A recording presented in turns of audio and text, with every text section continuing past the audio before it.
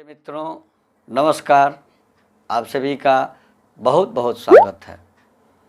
मैं हूं पंडित Markandeya Dubey, Bokaro steel city Jharkhand से।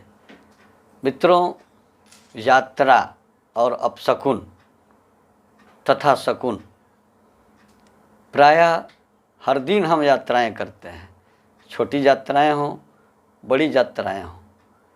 लेकिन जब हम किसी विशेष कार्य के लिए यात्रा कर रहे हों, किसी शुभ कार्य के क्रम में कहीं बाहर जा रहे हों, उस समय यात्रा के समय अगर कुछ अपशकुन होता है तो यात्रा खराब हो जाती है, परिणाम अच्छे नहीं होते हैं। कुछ चीज़ों का दिखाई देना, कुछ जानवरों के आवाज़ होना हमारी यात्रा में बहुत प्रभाव डालते हैं। उसी क्रम में छींक जो हम छींकते हैं उसका भी हमारे यात्रा में बहुत बड़ा प्रभाव है। वह छींक किस दिशा में हो रही है, हमारे शरीर से दाहिने हो रही है, बाएं हो रही है, ऊपर हो रही है या नीचे हो रही है, इसका बहुत बड़ा असर होता है यात्राओं में। हम यात्राओं पर निकल जाते हैं, छींक पर ध्यान नहीं देते हैं कि चलो छींक आई है कोई बात नहीं, लेकिन उसका परिणाम गलत होता है। यात्रा के समय में अगर छींक आ रही है तो इस पर विचार जरूर करना चाहिए। हमारे शास्त्रों में लिखा है कि आसने शयने चैव दाने चैव तु भोजने वामांगे पृष्ठते चैव खट छिक्का च स्वभावः। आसने आसन पर बैठते समय, शयने सोते समय, दाने चैव दान करते समय, तू भोजने अगर भोजन करते समय, इन अवस्थाओं में वामांगे पृष्ठते चैव बाएं तरफ, पृष्ठते पीछे के तरफ अगर 6 छींक होती हैं तो बहुत शुभ होता है। अब हम इस पर आपको विस्तार से जानकारी देंगे। इसके पहले आपसे एक बार निवेदन जरूर करूंगा और आप इस निवेदन को ध्यान में रखते हुए हमारे इस वास्तु बोकारो दर्शनम चैनल को जरूर सब्सक्राइब करें, नोटिफिकेशन बेल को दबा दें, वीडियो लाइक करें और अधिक से अधिक लोगों को शेयर करें।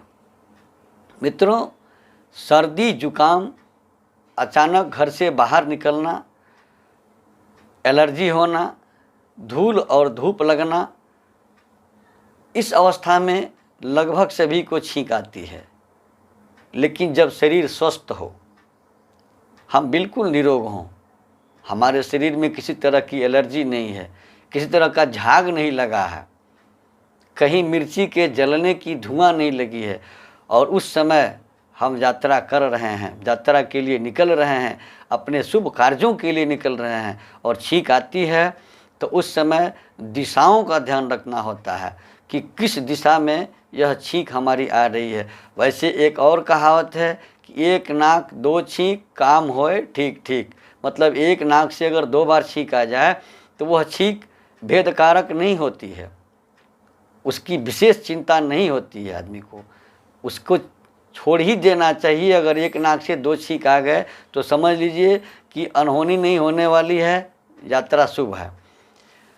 तो बताया मैंने श्लोक के माध्यम से कि आसन लेते समय, माने कहीं बैठते समय, पूजा के लिए आसन ले रहे हों, शयने सोने जा रहे हों, बेड पर बैठ करके सोने की अवस्था में हों, दान कर रहे हों, किसी चीज़ का दान कर रहे हों, भोजन करने बैठे हों, भोजन का निवाला हाथ में ले लिए हों, बाएं तरफ और पीछे तरफ, इन 6 अवस्थाओं की छींक अच्छी मानी गई है, यह शुभ होती है। दाहिने और सामने की छींक, अगर नाक से सामने को छींक आता है, अपने आप आगे की तरफ छींक आता है, वो और दाहिने की तरफ का छींक हमेशा अशुभ होता है। दिशाओं में इसका वर्णन है कि पूर्व मुख अगर आप हैं या किसी तरफ हैं और छींक के समय आपका मुंह पूरब के तरफ हो गया तो पूरब के तरफ की छींक अशुभ मानी गई है। पूरब और दक्षिण के मिलान कोण अग्नि कोण में अगर छींक होती है तो शोक और दुख देती है। यात्रा के समय, यात्रा में या जिस काम के लिए जा रहे हैं उस काम में शोक और दुख प्राप्त होता है। अगर दक्षिण दिशा की तरफ छींक आती है तो कष्ट की प्राप्ति होती है। नैऋत्य कोण, दक्षिण और पश्चिम के कोने को नैऋत्य कोण कहा गया है। अगर नैऋत्य कोण में आपका चेहरा घूम गया, नैऋत्य कोण की तरफ आपको छींक आ रही है तो यह सर्वथा शुभ मानी गई है, उन्नति कारक मानी गई है और अच्छी मानी गई है। अगर पश्चिम दिशा की तरफ छींक आती है तो मन के पसंद की भोजन की प्राप्ति होती है। यात्रा में या यात्रा के समाप्ति पर या यात्रा आरंभ कर लिए हैं, बीच में भी कहीं मिल सकती है। वायव्य कोण, उत्तर और पश्चिम के कोने में अगर छींक आती है तो यह धन और संपदा देने वाली होती है। अगर उत्तर दिशा में आपकी छींक होती है तो यह कष्ट देती है। और ईशान कोण, पूर्व और उत्तर के कोने पर छींक आती है तो यह शुभ होती है। अपनी छींक अधिक भयदायक होती है। यात्रा के समय अगर आप निकल रहे हैं और किसी दूसरे की छींक सुनाई दे तो वह भी अशुभ होती है, लेकिन अपनी छींक सबसे अधिक अशुभ होती है। पहले भी बताया कि ऊपर के तरफ मुँह करके छींक आती है तो अशुभ होती है, शुभ होती है वो, और नीचे की तरफ जो होती है वो अशुभ होती है। अर्थात ऊपर की ऊंची छींक कहे जयकारी, नीची छींक होए भयकारी। ऊपर की छींक होती है तो विजय होता है और नीचे की छींक होती है वो भय और पराजय को देती है। तो मित्रों, आप हमारे साथ बने रहिए। इस तरह के ज्ञान वाली, ज्योतिष वाली, वास्तु वाली और अंकशास्त्र वाली एपिसोड के लिए हमारे वास्तु बोकारो दर्शनम चैनल के माध्यम से समय समय पर आपको ऐसे ही वीडियो मिलते रहेंगे। मित्रों, हमारे यहाँ वास्तु विजिट किया जाता है, कुंडली बनाई जाती है, कुंडली देखी जाती है और वाराणसी के सुयोग्य विद्वानों के द्वारा बड़े से बड़े अनुष्ठान और यज्ञ करवाए जाते हैं।